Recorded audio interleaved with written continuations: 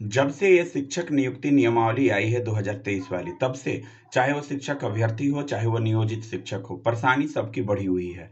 और परेशानी बढ़ने का मेन वजह है कि हम जो है नियोजित शिक्षक कह रहे हैं कि हम 10 साल 12 साल पढ़ा लिए, तो हम क्यों परीक्षा दें राज्यकर्मी होने के लिए। हमारी परेशानी ये है कि हम 4 साल 5 साल वेट कर लिए, 7वें चरण के नाम पे हमारा समय बर्बाद किया गया। हम अब नियोजन पत्र लेने की उम्मीद में थे, तो हमें प्रवेश पत्र मिल रहा है। हमारी परेशानी ये है, हमारे समय का मोल समझिए सरकार। हमारी परेशानी ये है, और हमें जो है अतिशीघ्र जो है नियोजन पत्र देने का काम करे। कोई बीपीएससी और यूपीएससी का परीक्षा हम देने के सख्त खिलाफ है, और सभी अभ्यर्थियों को खिलाफ करना होगा, क्योंकि सरकार जो है तरह तरह के लुभावने वादे करती रही। आज तक हमारे शिक्षा मंत्री कहते रहे कि आकर्षक वेतनमान होगा, और आज ये ऐसा पटाखा फोड़ा उन्होंने।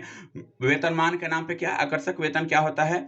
आकर्षक वेतन 25,000। बीपीएससी से परीक्षा लीजिएगा, यूपीएससी से परीक्षा, बीपीएससी से परीक्षा लेके आप 25,000 रुपया हमको थमाइएगा हाथ में। आप ही बहुत चतुर हुए हैं। उन लोगों को मैं बताना चाहता हूं जो आज तक एग्जामिनेशन का यानी एग्जाम का सपोर्ट कह रहे थे, आज वो भी जो है जग उठे हैं इस नाम पे, लेकिन केवल जगह हैं कि सरकार जो है हमें तनख्वाह कम दे रही है।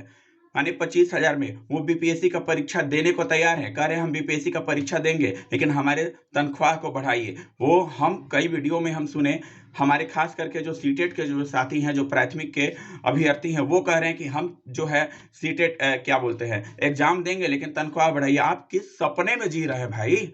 सरकार कभी आपको जो है अच्छा वेतनमान देगी? आपको 80,000 रुपया देगी? 1 लाख रुपया आपको सैलरी देगी? जो सरकार ये सैलरी फिक्स कर दी है ना, इससे एक पैसा ये सरकार बढ़ने वाली नहीं है। तो संशोधन जहां संभव है वहां आप अपना प्रयास करिए, वहां अपना प्रयास जुटाइए। संशोधन हो सकता है तो नियमावली में, आप वेतन संशोधन सरकार से नहीं करा सकते हैं, ये बिल्कुल ही संभव नहीं है। सरकार को देना ही रहता तो इतना जो है आपको भिखारी जैसा जो नियोजित शिक्षक है उनका तो वेतन ये देती ही नहीं है, आपको जो है कभी ये नहीं देगी। ये जो है बहाली फंसाने का एकमात्र षड्यंत्र है सरकार की। आप जो है सरकार के मंशा को समझिए, किसी को बहाली नहीं देना चाहती है सरकार। क्या हुआ? 6 से 8 के लिए सीट देखिए, नगण्य नगण्य सीट है, एक भी सीट नहीं है। क्या होगा छठे से 8वें क्लास में जो अभ्यर्थी थे उनके भविष्य के साथ? तो उनको जो है वेतनमान से मतलब नहीं है, उनकी बहाली हो इससे मतलब है। और सीट के लिए लड़िए, ये जायज मांग है, सीट के लिए सब लड़ेंगे। और दूसरी लड़ाई होनी चाहिए, सख्त विरोध होना चाहिए नियमावली का, कि ये नियमावली सरकार संशोधन करे। दूसरा कोई विकल्प नहीं होना चाहिए। हम वैसे चीज के लिए क्यों लड़ेंगे? हम वेतन के लिए क्यों लड़ेंगे? हम जानते हैं कि ये भिखारी सरकार है, हमको 80,000 रुपये कहां से देगी? कभी नहीं देगी ये सरकार। ये आपका सोच ही गलत है।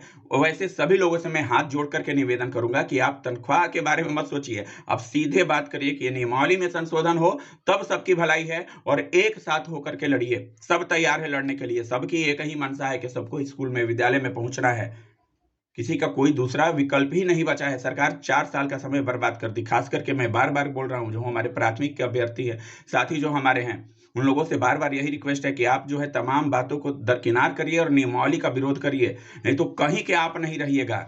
ये बात समझ लीजिए। आप जो बार-बार आके कह रहे हैं ना कि हम बीपीएससी का परीक्षा देने को तैयार हैं, आप कहीं का नहीं रहिएगा। सरकार आपको कहीं का नहीं छोड़ेगी, ना नौकरी देगी, ना आपका पूरा जीवन ही एक तरह से समझिए कि समाप्त कर देगी ये सरकार। एकमात्र उपाय है, आप आइए, समर्थन दीजिए, लड़िए, सरकार से जीतिए। जैसे नियोजित शिक्षक लड़ रहे हैं, उनकी एकता है, उनमें संख्या है, और आप में नहीं है। तो आप लड़िए, मिला करके लड़िए सबसे, तब आप जीतिएगा।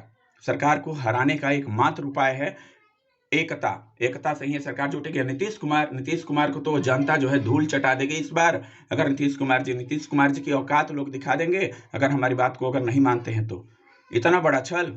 आपको छलने के लिए केवल शिक्षक लोग ही मिले हैं, शिक्षक अभ्यर्थी ही मिले हैं, जिनसे आप जीते हैं, जिनके टुकड़ों पे आप पलते हैं, उन्हीं को आप ठगेंगे।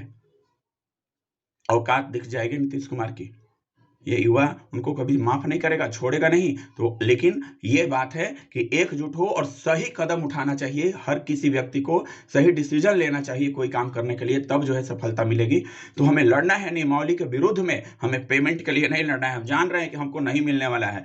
ये सरकार जो है पैसा कभी नहीं देगी, जो देना था वो तय कर दी। हमें इससे मतलब नहीं है, तुम हमें 25,000 दो, लेकिन हमें स्कूल पहुंचाओ। हम बीपीएससी का परीक्षा देने को तैयार नहीं है। ये एक मांग होना चाहिए। धन्यवाद साथियों।